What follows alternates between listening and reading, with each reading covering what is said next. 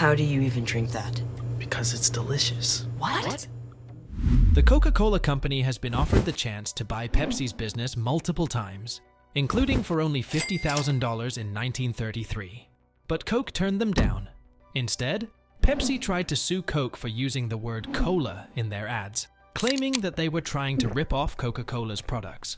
This backfired when Pepsi countersued, arguing that Coke was using anti-competitive tactics to build a monopoly. The courts agreed and ruled that cola was a generic term anyone could use. However, since Coke missed their chance to buy Pepsi, they ended up getting locked in an ongoing marketing battle with them. At one point, both Coke and Pepsi started cutting their prices and offering discounts to try and compete with each other. But they soon realized this was hurting both of them. Whether they made a secret deal behind closed doors or not is unknown, but soon they both reverted back to their normal pricing and tried to compete on advertising instead. Eventually, Pepsi had the simple but genius idea to compete on taste.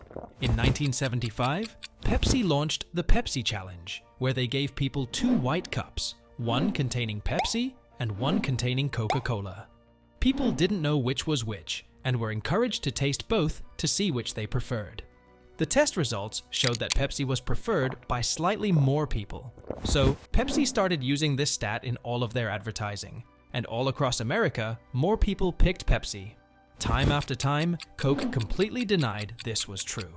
But when they conducted their own tests, they found that Pepsi did indeed score slightly higher in a blind taste test.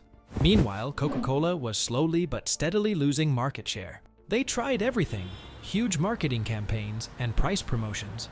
But every year, Coke's market share slightly declined, and Pepsi slightly increased. It started to seem that perhaps the Pepsi challenge was right.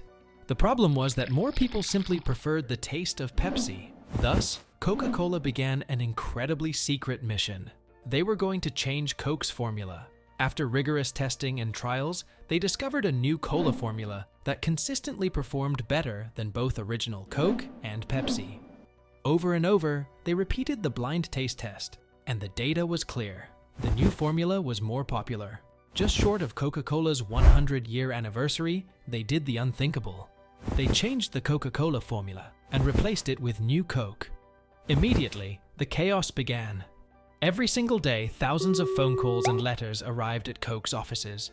They were a mixture of distraught people begging for the old version of Coke back, and people who were downright furious. Coke had the nerve to take away the original formula. Coke expected the uproar would soon die down, especially once people actually tried the new formula. But the outrage simply intensified. The media was equally full of outrage reports, and at the Coke phone lines, it would constantly jam with complaints for months. When new Coke advertisements were shown on giant screens in stadiums, people loudly booed. It became popular to hate new Coke. Of course, many of the people complaining hadn't even tried the new formula. As one Coke employee put it, "We could have introduced the elixir of the gods, and it wouldn't have made any difference." It was soon very clear that taste hadn't been the issue. It didn't matter if new Coke technically tasted better in blind taste tests. Coke's success had never been about taste in the first place. Thanks to its incredible marketing, the world viewed Coca-Cola as an old friend, a piece of everyday life. For around 100 years, Coke had been present, never changing, no matter what was going on in the world. It was an icon, and changing something that meant so much to people was considered a betrayal. One angry letter commented that changing Coke is like making the grass purple. Another claimed, "You've taken away my childhood." Even months later, the protests were not dying down, and it soon became clear the company had to revert back to the old formula. They had made a gigantic mistake. There were very few instances in history of such strong backlash against a company's decision, and yet despite that, the new Coke disaster ended up being one of Coke's greatest marketing triumphs. You see, when Coke caved in and brought back the original formula under the name Classic Coke, suddenly all of the anger turned to euphoria and praise. Suddenly, all the letters and phone calls arriving at the company were filled with adoring fans thanking the company and commenting how much it meant to them. One Coke marketer said, "You would have thought we'd invented a cure for cancer." Immediately after reintroducing the old flavor, Coke sales dramatically increased.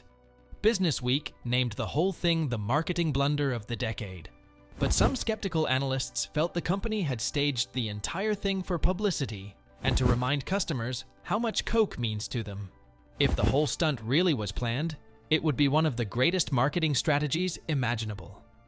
But that was not the case at all. New Coke was a catastrophic misjudgment by Coke. They really had thought people would prefer New Coke. In fact, even after they reintroduced the classic version, they kept New Coke available in shops as well, because they thought once people actually had more time to try the new flavor, eventually people would convert to the new formula. I'm Don Keogh, president of the Coca-Cola Company.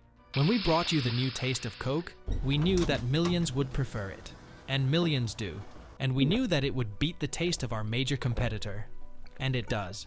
What we didn't know was how many thousands of you would phone and write asking us to bring back the classic taste of original Coca-Cola. Well, we read and we listened, and you know the rest. They're both yours. The new taste of Coke and Coca-Cola Classic. Your right of choice is back. But they were wrong again. Sales of New Coke never improved, and eventually it was removed from circulation completely. However, despite being so completely wrong, the end result was that New Coke had unintentionally made people realize how much they loved original Coke. The whole thing helped people feel more attached and loyal to Coke than ever before. By taking the classic taste of Coke away, it showed people how much they missed it when it was gone. It was a reminder of how important to them Coca-Cola was. And so, even though temporarily removing classic Coke created a huge backlash against the company, as soon as they brought it back, Coke sales increased, and people felt really grateful to the company. Thus, New Coke was one of the most successful mistakes ever.